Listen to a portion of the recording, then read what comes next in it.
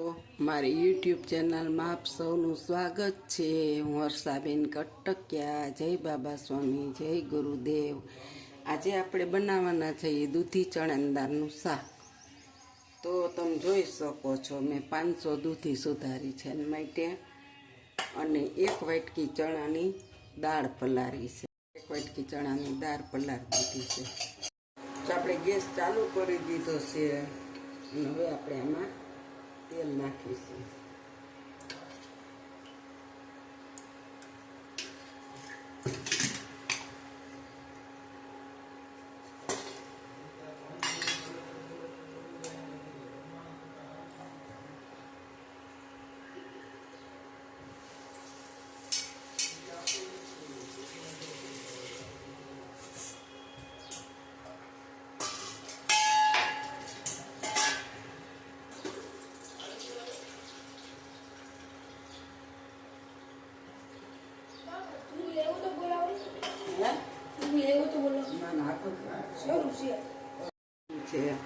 હવે આપણે એમાં જીરું નાખીશું, રાઈ નાખીશું,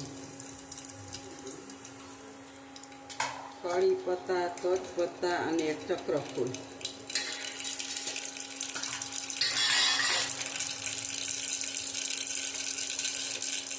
હવે આપણે હિંગ નાખી દીધું। હવે આપણે આ દૂધીને વઘારી નાખીશું।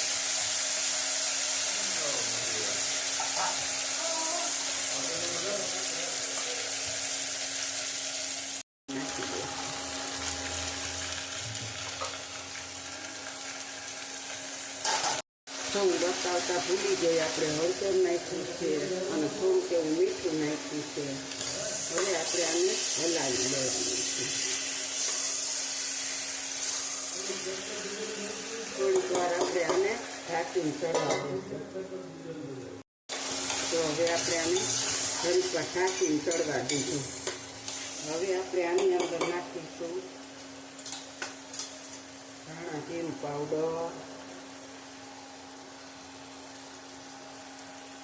દૂધીના શાકની અંદર ધાણા જીરું પાવડર થોડોક વધારે નાખવાનો હોય એટલે સ્વાદમાં એ મસ્ત લાગે, અને મરચું પાવડર। હવે આપણે એને થોડીક હલાવી લઈશું।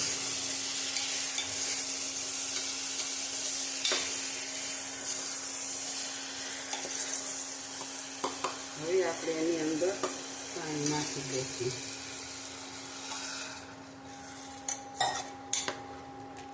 પહેલાં આપણે મોળું બનાવવાનું છે, પછી અડધા હાટું તીખું બનાવવાનું છે।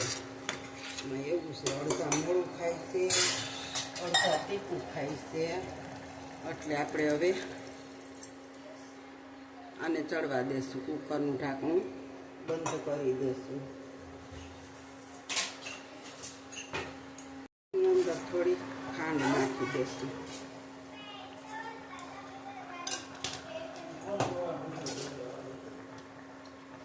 હવે આપણે છે ને કુકરનું ઢાંકણું બંધ કરી, 5 સીટી થઈ ગઈ છે। હવે આપણે થોડીક વાર ગેસને બંધ કરીને કુકરને ઠરવા દઈશું।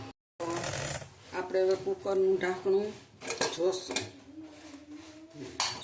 ખોલીને। જો આપણું શાક મસ્ત રસાવાળું બની ગયું છે, અને આપણે આ મોળું શાક અડધા તીખું ખાઈને અડધા મોળું ખાઈએ છીએ, એટલે આપણે મોળું કાઢી અને પછી તીખું બનાવવાનું છે। અડધા ટમેટા આપણે મોળા શાકમાં નાખી દઈશું, અને અડધા છે ને એ આપણે તીખા શાકમાં નાખીશું। આપણે 2 ચમચી ચટણી અને 1 ચમચી ધાણા જીરું લીધું છે ને આપણે થોડું પલાળી દઈશું। હવે આપણે 1 પાવડું તેલ નાખી દઈશું, કારણ કે આપણે ટોટલી વઘાર તો કરી લીધો છે, એટલે વઘાર કરવાની જરૂર નથી।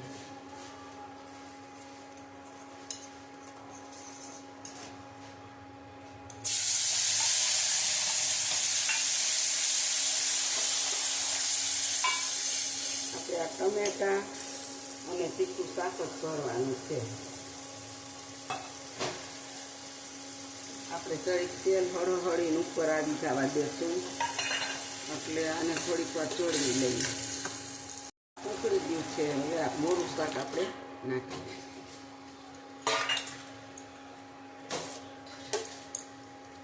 હવે આપણે આને થોડીક વાર ચડવા દેશું. આપણું શાક હવે ઉકળવા લાગ્યું છે.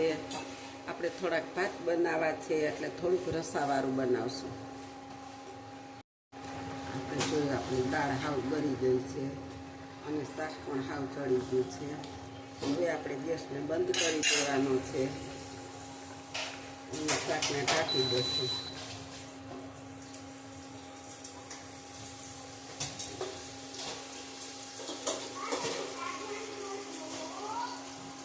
હવે આપણે કોથમીર નાખી અને સજાવી દીધું શાકને. આપણું શાક બની ગયું છે.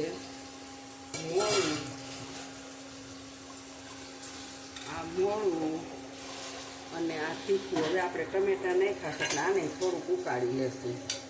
પછી આમાં કાંઈ નાખવાનું નથી. છોકરા મોળું શાક ખાય છે અને આ તીખું છે મોટા માટે.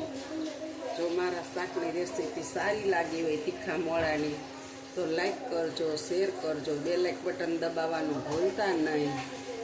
આવજો. જય બાબા સ્વામી, જય ગુરુદેવ. સાવ સાદું સિમ્પલ રીતે શાક બનાવ્યું છે. ઘરની અંદર મસાલાથી ન જ આ બની શકે અને આની અંદર આપણે ડુંગળી, લસણ બધું નાખી શકીએ, પણ મેં નથી નાખ્યું. તમારે નાખવું હોય તમે નાખી શકો છો ગરમ મસાલો બધું, પણ અમે તો ગરમ મસાલો વાપરતા નથી. એટલે જો મારી આ તમને રેસીપી સારી લાગે તો લાઈક શેર કરજો. આવજો. જય બાબા સ્વામી, જય ગુરુદેવ. તો આપણું તીખું અને મોળું બે શાક તૈયાર છે, જોઈ શકો છો.